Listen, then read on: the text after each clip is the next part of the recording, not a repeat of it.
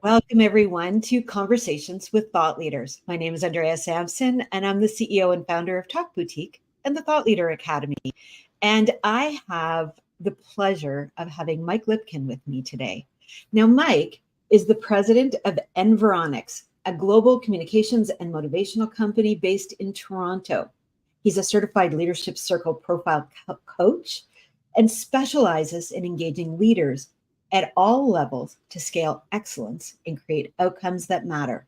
Mike is a multi-time author with 9 books under his belt, and he'll share groundbreaking insights on his most recent book. And we'll talk about this in a little bit around, which is based in neuroscience on You Belong Here, how to make people feel safe to be their best, to take bold risks, and to win. Mike likes to call himself the Potentiator. And this is someone who creates breakthroughs by enabling others to perform at their best. In the last year alone, Mike has spoken to over 100,000 people in 9 countries and delivered over 1,000 programs. Now, that just tells me, Mike, you're a very busy person. So first of all, Andrea, thank you so much for the invitation to be on the show with you. I love talking to really informed interviewers and thought leaders like you. One small just adjustment to the intro. I'm president of Environics Lipkin, which is a communications company, not Environics, which would be the holding research company. So just a tiny little qualification there. But yes, I am active rather than busy, because, Andrea, when I hear someone tell me how busy they are, there's a part of me that doesn't want to be busy, because busy means you're doing a lot of things, but you and I know a whole lot of folks who mistake progress for movement. So they're moving, but they're not going anywhere. I am active. I'm endeavoring to make a difference. I'm endeavoring to do good things. But I will tell you, Andrea, despite my packed schedule, I don't think of myself as busy, because I'm doing intense bursts of activity, and then I'm giving myself time to reflect and replenish before the next one. And if I ever don't give myself enough time to resuscitate my mojo, as it were, I can feel my power and my vitality edging off. So yes, it's good to be active. My personal point of view, not so good to be busy. Well, Mike, I feel really privileged that you found time to actually be able to be here with us today. And I agree with you so much, busy work versus, moving forward. And also, though, what you just touched on, the need for self-care, giving that downtime, so essential. And I think it's one of the things that in this world of virtual meetings and, the change in status of where we work and how we work, it's something people forget. So I think, thank you for that reminder. And, making sure that everyone out there is hearing that, if you're not taking time for yourself, it's time to do that. Yeah. I want to talk about your newest book, You Belong Here. You and I have had a couple of conversations about this, and it's something that is really important, because belonging is one of those things that I think a lot of times starts to feel like caught up in the DEI conversation, equity and inclusion. And, we all have heard, well, it's not just about being included, it's about belonging. But I think belonging goes far beyond just inclusion, or far beyond the diversity question.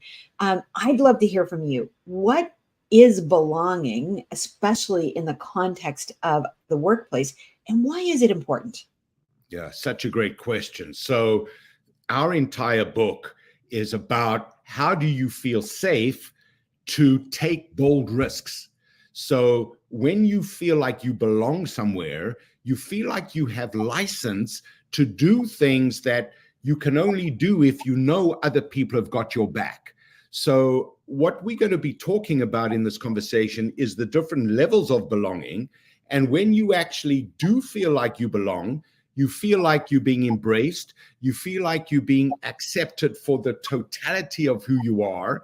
You feel like you can go out there and make mistakes, and people will love you and support you and be in your corner, even though you've made the mistakes, or especially because of the mistakes you've made. Because if you think about it, Andrea, when we make a mistake, that's when we truly need maximum support. And so if you feel like you belong, if you know people are going to provide you with that safety net, then you are willing to do things that you otherwise would not have done, because you know you're going to be taken care of when the immediate result may not be the one that you're looking for. Absolutely, Mike. And just before I go on, I want to acknowledge all the people who are joining us here live today. Thank you for being here live. And this is a two-way conversation. We're lucky enough to have Mike here. And if you have some questions, make sure to drop them into the chat. We will make sure that we address them. Yes. So we'll be watching all the way through today's live stream. Mike, I want to come back to what you just said. If you feel you belong, you feel safe to take risks. Yes. And that's a really important point, right? Yes. When we are in a place of belonging, we can be risk takers, which means we can innovate, right? Because we can't innovate when we can't take risks, when there is no safety. So I think where you're getting at is the concept of psychological safety and the ability to see yourself within an organization, within a team, within a group, in a way that you know that you matter. Now, we called this stream today the 5 levels of belonging. And I'd love it if you could unpack that, because I have a feeling psychological safety might be in there. Yes. No, thank you for that, Andrea. So yes, we do talk about psychological safety, but in You Belong Here, we talk about a very specific kind of psychological safety. And that is not just the safety that makes you feel safe. This is the safety that encourages you to take bold, audacious risks. The metaphor that I draw, and I know there are a lot of people watching us or listening to us who've been to a Cirque du Soleil performance. And when we watch these extraordinary artistes and acrobats perform their aerial feats, underneath them is a safety net. Now, you don't need a safety net if you're not out in the stratosphere doing these extraordinary acts. The safety net is to give you the courage, to give you the reassurance that if you try something highly ambitious and it doesn't work, you're not going to die. Right? So belonging is this unconditional support for those people who go out there and predict the future by creating the future. So to come back to your specific question, there are 5 levels of belonging. And at the base level is almost anti-belonging. It's called hostility. We've all been in situations where we have not felt safe. Now, the extreme example is if you're walking down a dark alleyway in an unsavory neighborhood, you're not going to feel safe. You're going to feel like you're in a hostile situation. And in those instances, Andrea, you should feel scared. Don't deny that fear, because that fear is a survival skill. However, sometimes we can go into an environment which is not life-threatening, but the way we perceive it, the way we describe it to ourselves makes it life-threatening. And so we feel like we are at existential threat from the environment and the people around us. Now, one step beyond a hostile situation is where you feel discomfort. You feel like this is not going to hurt you, but you don't feel at ease. You feel as though there is a pitfall waiting for you. You feel as though there are hidden hitches or hidden traps that you're about to step into. You don't have that well-being. You don't have that peace of mind. You start to expect bad things to happen. And because what we expect is often what we see, and it then becomes a self-fulfilling prophecy, uncomfortable situations actually lead sometimes to actions that are suboptimal, to say the least. Now, one step beyond hostile is where you just feel tolerated. So we've all been into situations where someone talks to us in a condescending fashion, or someone talks to us in a way that suggests that they are tolerating us, they're not embracing us. So I often talk to folks and they look at me as this South African who's come to Canada, who's highly animated, but also highly opinionated. And maybe they have to deal with me because their boss said they should deal with me, or a holding company suggested they meet with me. And as I'm talking to them, I'm getting a little bit of the eye roll. I'm getting a bit of the head shake. The responses to me suggest that they're having this conversation not because they want to, but because they have to. And so I don't feel good about me, and I don't feel good about them. And ultimately, the end result of that meeting is not going to be accretive to either party's well-being. Now, one step beyond tolerated is when you feel accepted. Now, accepted is when people have embraced you and you do feel a sense of simpatico, a sense of rapport with the folks around you. You sense that they celebrate who you are and you feel like you can be yourself to a point. Now, when you just feel accepted, there's a sneaking suspicion that people have accepted you because of who they think you are, but not who you really are. So that's why we put on this act, we put on this front, we curate our image, just like you and I are doing now, Andrea. And, you accept me, I accept you, but we still suspect that if they knew who we truly were, if they peeked behind the curtain, if they saw what we did when we are not hamming it up in front of the camera, or where we're not putting on our personas, they may not accept us anymore. And that then takes us to the highest level, where you feel like you belong to a culture. And this is a culture that will embrace you, that will support you, that will champion you, that will stand by you, even when you've revealed that you're not bulletproof, even when you reveal your humanity, even when you go through the missteps that are inevitable in every journey. And so when we consider the truly outstanding organizations, those are the organizations that have demonstrated in the crunch moments, in the crisis moments, in the crucible moments, that they embrace you and accept you and support you, despite or because of the missteps that you've had to go through along the way to break through. So those are the 5 levels: hostility, discomfort, toleration, acceptance, and then ultimately belonging. So it sounds like, there's a couple of things as I listen to that. So the first is, the first 3, hostile, discomfort, and tolerated. These are probably workplaces that we would call hostile or toxic, toxic workplaces, right? And I think many people who are listening may actually be in those places.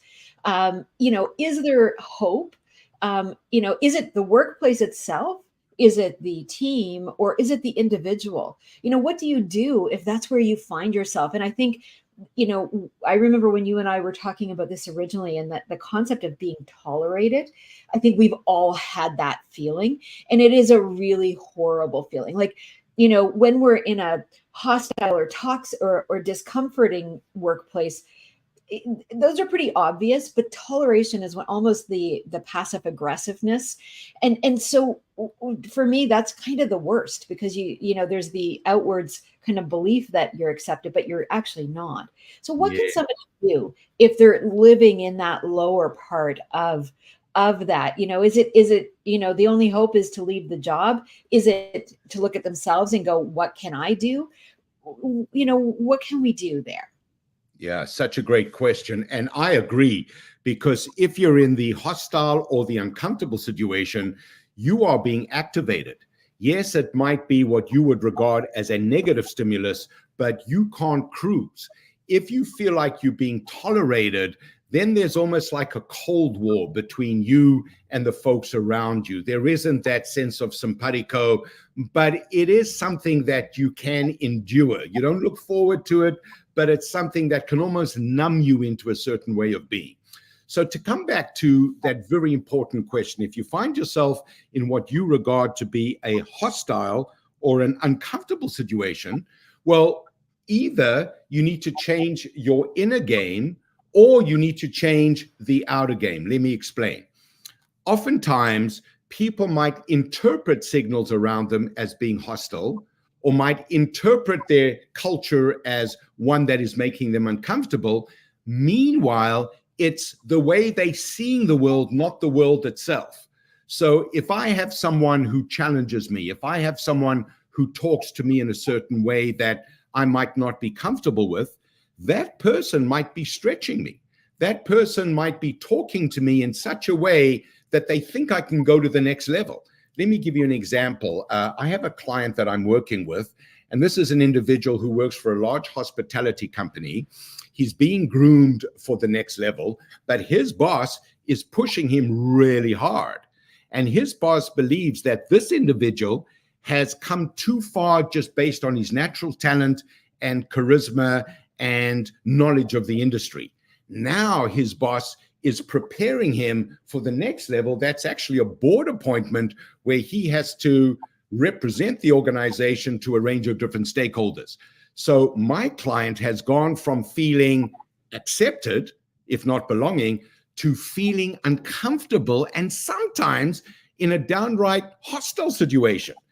After my call with him, he realizes that what his boss is doing is stretching him to the next level so that he's got the muscle to take on the new challenges, which are very different compared to the ones that he's had to deal with to this point. So as far as my client is concerned, simply by him reinterpreting the way his leadership is treating him has now shown him that he's not in a hostile situation. Yes, it might feel uncomfortable, but he's actually in a situation of belonging because the leadership is investing tremendous faith and resources in evolving him to that level. So on the one hand, Andrea, it's an inner game, the way you see things. On the other hand, and in our book, we talk about the FGA tonic that you need to drink every day. So FGA stands for forgiveness. So there might be some things you've been through in an environment which has prejudiced you or jaundiced you towards your environment. But if you were to let go of those and to forgive the people who might have subjected you to those, then you can look at your environment from a present standpoint, not from a past affliction standpoint. The G is the gratitude for what the environment has given you. So what amazes me, Andrea, as I do the work, and I'm sure you see the same, is how people focus on the slight they've just been through, the insult they think they've just been paid, or the difficult moment they've just been subjected to, and they get amnesia as to all the great things that have happened or the organization may have done for them to this point. So take stock of all the good things that have happened as a result of your experience, not the most recent challenging moment that you've been through. And then the A, and this is what I want to drive to, is agency. That we often underestimate the impact that we can have on the environment in which we operate. So like many Canadians, I do a lot of work with the banks. Why? Because that's where the money is. And if you with one of Canada's, big 5 banks, you're in an organization that has anywhere from 45 to 120,000 people working for it. And if you just think about yourself as one out of 120,000, you're going to think of yourself as puny. You're going to think of yourself as impotent, as not being able to influence or impact the greater organization. Whereas the truth, Andrea, is that every meeting with every colleague and every client is an opportunity to make an impact. So those folks who can, let's call it, surmount or get past those hostile situations or the uncomfortable situations into acceptance and belonging often act as though they're in a accepting or belonging environment. Now, if you do those things, if you do everything right, if you follow the vision and the mission and you really act in a way that you think is appropriate, and your leadership then treats you like you've just done the wrong thing or like you've acted counter to the culture or the principles of the organization, that's when you then need to ask yourself the question if you are in the right place. And there might be those moments where you need to choose another place. But I will say that we all have three options when we find ourselves in that moment. Number one, we change the team or we change the game, we leave. Number two, we change the way we act within the game. So if we did something in a certain way that didn't resonate, then we need to change the way we act. But then there's a third option that is open to us, and that is simply to change the way we've interpreted what has just happened by assuming good intent and really understanding the truth behind what has just happened. And when we understand the truth, when we've gone through the data, when we've done our due diligence, and we then reach the conclusion that we should go, well, then we should go, but without doing the hard work. Don't jump to those conclusions, because oftentimes, Andrea, when people go through the hostile or the uncomfortable moments, they've done the hard work. They've earned their spurs, as it were. They've navigated the environment. They've found out where the hidden traps are. That's when you now are ready to go to the next level. That's not when you should leave the organization. Does that make sense? It makes sense. And I think just to kind of unpack it a little bit even more, what I'm hearing you say is that, in order to, regardless of where we are on the continuum of belonging, whether we're at the hostile or at the belonging level, the first thing we need to do, first of all, is check ourselves and our mindset. Yes. It's really important, because mindset is one of the things that is the biggest enabler for all of us in terms of how we see ourselves. When I'm working with speakers and thought leaders, we do a lot of work in terms of their mindset, in terms of how they're showing up in front of rooms, whether that be a professional stage or whether it be in front of a boardroom, in front of a, board of directors. And a lot of times what's happening is, we call it stage status. Now, it has nothing to do with socioeconomic status. What it has to do with how we see ourselves. And it's what you just described. So if we think of this belonging continuum from hostile to belonging, the first step is to ask ourselves, how do I see myself? What do I believe about me? Do I believe that I should be here? Do I believe that I should have this role? And we know the answer to that because that's intrinsic. That's a piece of it that's inside of us. And if we feel imposter syndrome, it'll come up with that question. Yes. But the next question that we need to ask ourselves, and it's the one that I think most people get a little tripped up on, because it's one that we believe we have no control over, and yet we do, which is what do I believe you believe about me? Now, this isn't what you actually believe about me. It's what do I believe that you think of me, or that you see that I'm capable of. And this is the piece that you were just saying, with your client, they're on a meeting with their boss, and their boss is pushing them. Now, if that client is looking at themselves saying, I know I've got the goods to deliver, but I don't think he thinks that I've got the goods to deliver. Now, what's happening is his boss or their boss is then going, I'm not sure that they've got the goods to deliver, because that's what you're telling them with your body language, with your responses, with your everything you're doing is telegraphing to the person on the other side of that communication that you think that they don't think that you can do it. Yes. And we actually have control of it. So when we ask ourselves, first of all, what do I believe about myself? And then secondly, what do I believe you think of me? And when we can have congruence between those two things. So if I believe that I'm up for the job, and then I show up in front of the room and I go, you believe I'm up for the job. You sitting in the audience or on the other side of a phone or wherever you are looking at going, wow, that person is really good. They know what they're doing. Yeah. And I think that comes from, there's two pieces in there that I want to sort of address with you. One is imposter syndrome, right? So a lot of us, especially as you move up in your career, it can be really easy to think, oh my gosh, I got here by accident. I was given an opportunity. I was lucky. And we know that that's not true, but it can feel that way. So imposter syndrome can get in our way. But the second piece on that is also about looking at how we're showing up and what is it that we're delivering so that people see the value.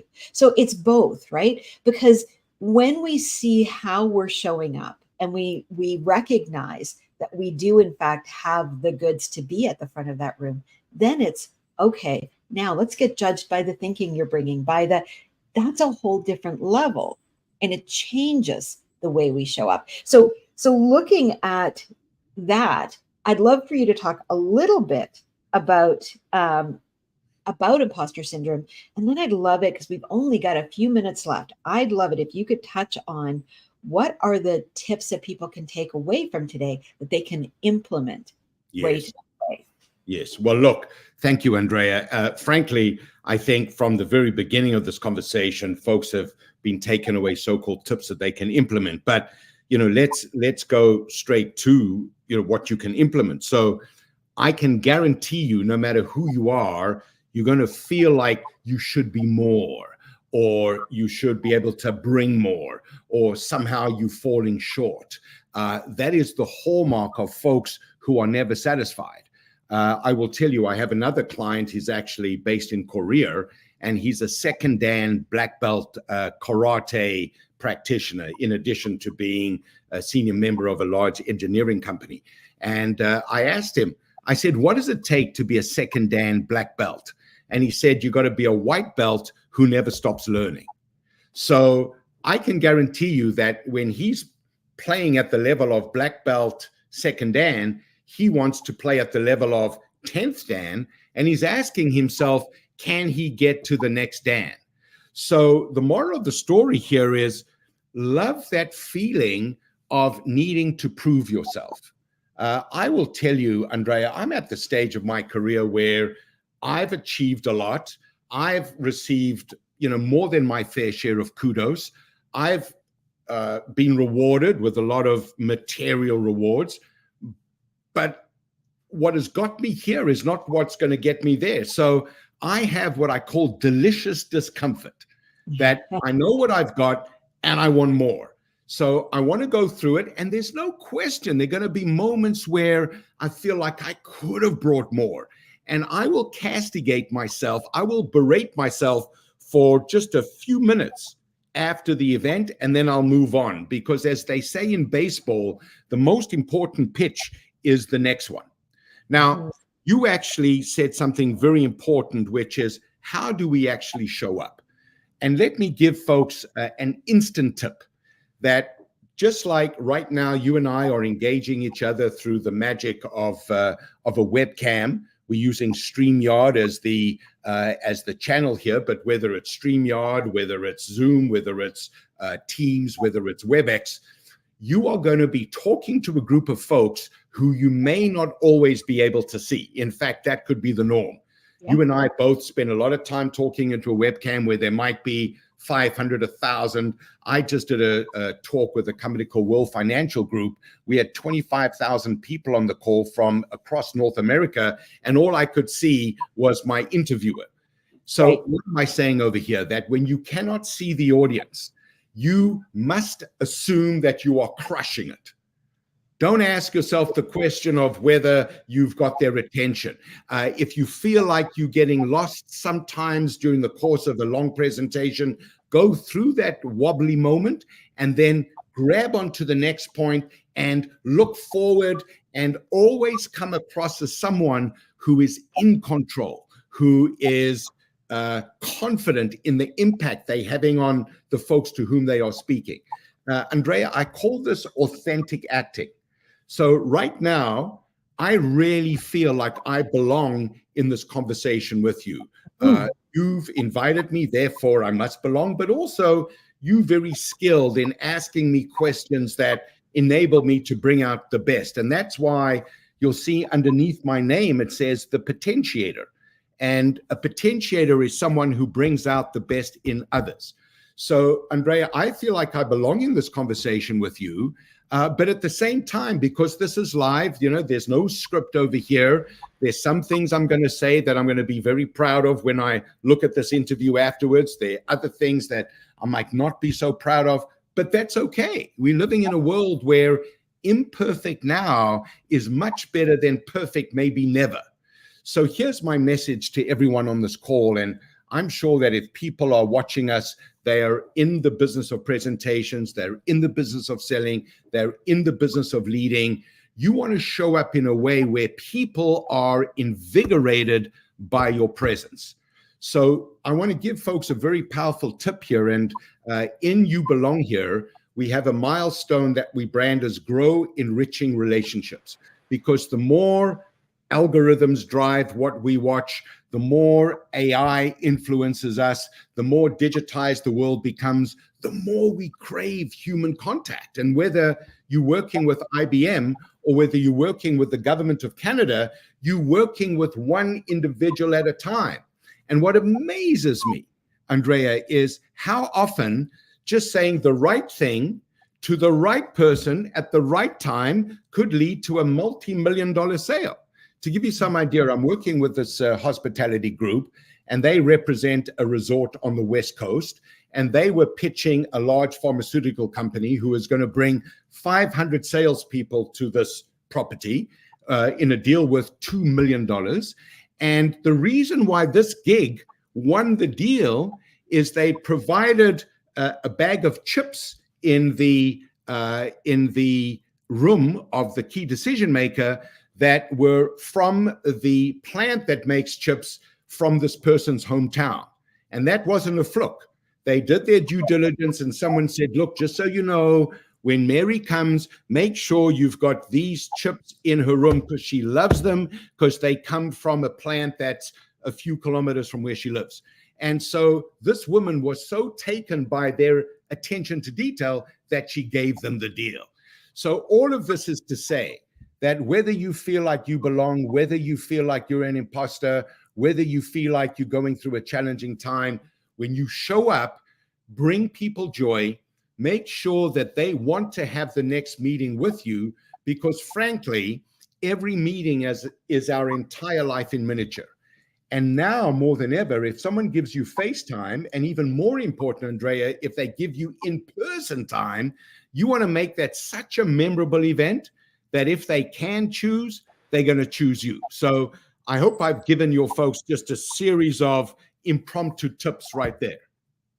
Look, Mike, that was fantastic. And I think there's a couple of things I take away from it. And to add on to what you're saying, we live in real time, in real speed. So every conversation we're having is going to lead to another conversation, whether it's with that person or another person. And so when we stop getting so caught up on every word and every phrase and everything we're doing, and we recognize we're going to have another opportunity, and we're going to have another opportunity, and it may not be with that person, but it will be with another person. And the conversation we had last will help us for the conversation we have next. And so when we take the pressure off of ourselves to always be perfect and strive for the 80% rule and go, at 80%, we're still learning. At 80%, we're always getting better. And so therefore we continue to move forward. So that's my little tip. But I love your tip of always believe that you're crushing it. I think that is the most important thing that any of us can do, is that, you know what, every time there's a default, every time that we have a lack of information, we can't see the person who's across the screen, or we can't read the person who's across the table from us, assume you're crushing it. And you will, because that's what happens. Well, there's a very important point I want to make as we close here, Andrea, and that is, think about the following question. How can I help you? It is one of the most common phrases we hear. However, depending on who's asking it, it can create different emotions within us. So if you're in a place you shouldn't be and a security guard comes up to you, he's going to go, how can I help you? That ain't going to be reassuring. If you with someone who's coming from a hostile or an uncomfortable place, they might say, how can I help you? And it's going to make you feel uncomfortable. However, if you ask yourself that question while you're talking to somebody else, you're going to bring out the best in them. So I will make a confession right now, Andrea. As you talking to me, the question I'm asking myself is, how can I help you? In other words, how can I help Andrea make this the best interview she can have at this moment that's going to maximize viewership and followership for Andrea and for me, but in a way where she feels as though, as a guest, I enabled her to perform at her best as the interviewer. So as the interviewee, I'm asking myself, how can I help you? And I know that if I'm truly tuned into that message, I'm going to crush it. Amazing. Thank you, Mike. This has been an incredible, incredible conversation. And I hope that I feel how you're helping me, and I hope that in some way I'm helping you. Oh, yeah. Along the way. This has been a really, really fantastic conversation. So thank you for that. Well, add, sorry to interrupt, but this is real time, Andrea. Look, I want everyone to know that Andrea is already helping me. You know, she's running a very successful business, very successful speakers bureau as one of her streams. She's found me work. So I'm talking to you not from a theoretical place of gratitude, but from a real place of gratitude, because you've been financially rewarding for me. Merci beaucoup. Well, it's my pleasure, because you are easy to sell, Mike. Your work speaks for itself. How can our guests keep in touch with you? Well, you can find me on the internet, mikelipkin.com. You can check me out on LinkedIn. You can follow me on Instagram at Mike Lipkin. You can follow me on Facebook. Most importantly, the way you can help me is to buy either the analog version of the book on Amazon.com or the ebook version on Kindle, or I read the book in a 7.5-hour read on audible.com. So please avail yourself of the book in any format, leave a review, and you will be doing me a huge service. It's an amazing book. I recommend anyone pick it up. It is going to help you. So thank you, Mike. And thank you all for joining us here today. I'll be back in 2 weeks with my guest, Suzanne Gildart, and we will be talking about consciousness in robots. It's going to be a fascinating conversation. And for those of you who are in the Southern Ontario area, oh, I'm sorry, it's next week. I forgot. We moved it ahead a little bit because Suzanne's got some things she wants to share, and they couldn't wait for 2 weeks. And if you're in the Southern Ontario region, we are having a salon in Toronto on June 13th. That salon is all about choosing agency and power amidst change. We've got an amazing lineup. I'm actually one of the speakers, Laura Beauparlant, who'll be speaking about living a life worth dying for, and Karen Agro, who's going to be taking us through how music is actually sonic medicine.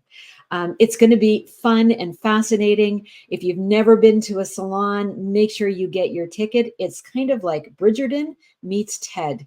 We've got a great event signed up. So check out the links below. We'll have all of the places where you can keep in touch with Mike. And I can't wait to see you in a week when we talk to Suzanne Gildart.